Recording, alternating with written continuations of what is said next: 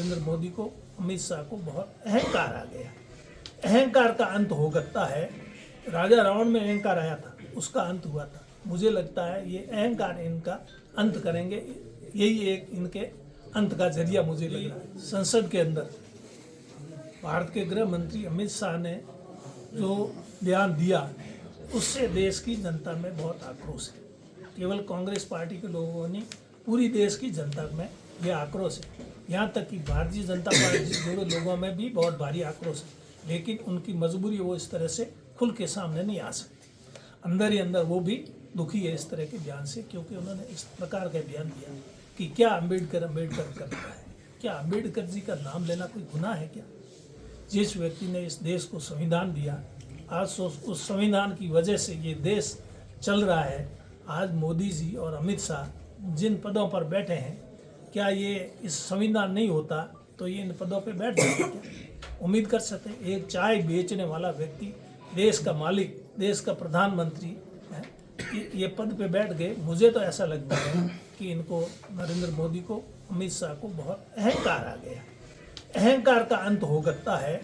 राजा रावण में अहंकार आया था, उसका अंत हुआ था। मुझे लगता है ये अहंकार इनका अंत करेंगे, यही एक इनके अंत का जरिया मुझे लग रहा है। तो अहंकार नहीं करना चाहिए इनको। बाबा साहब को इनको नमन करना चाहिए कि बाबा साहब, आपने ऐसा संविधान बनाया हिंदुस्तान में, जिसकी वजह से मैं यहाँ तक पहुँचा हूँ, नहीं तो हमारा यहाँ कहाँ ठिकाना था। हिंदुस्तान में राज करने वाले कोई और थे, हम लोग भी यहाँ तक पहुँचे हैं तो ये बाबा साहब के दिए हुए संविधान की वजह से पहुँचे, नहीं तो हम भी खेत के अंदर काम करते, खेती बाड़ी का, मवेशी चराते, यहाँ तक पहुँचने का कोई सवाल ही नहीं होता। तो बाबा साहब की जो देन है इस देश को, वो और किसी व्यक्ति की ऐसी देन नहीं। उसको तो पूजा जाए, तो जितना पूजा जाए, नाम बार बार अम्बेडकर लेने की बात तो अलग है, उनको पूजा जाए तो ही कम है। हम तो उनको भगवान के रूप में मानते हैं, क्योंकि उनकी वजह से आज हम इस स्थिति में पहुँचे हैं। तो हम बाबा साहब को कतई भूल नहीं सकते, और बाबा साहब के बारे में वो इस प्रकार की टिप्पणी करते हैं तो लोगों में आक्रोश होना स्वाभाविक है। आज राष्ट्रपति भी है द्रौपदी मुर्मू। अगर ये संविधान नहीं होता तो क्या द्रौपदी मुर्मू राष्ट्रपति बन सकती थी? आज हमारे बाड़मेर जिले में जैसे प्रमुख बनी प्रियंका जी मेघवाल, अगर ये संविधान में संशोधन नहीं करते, हमारी सरकार संविधान में संशोधन नहीं करती, तो क्या वो प्रमुख बन सकती थी?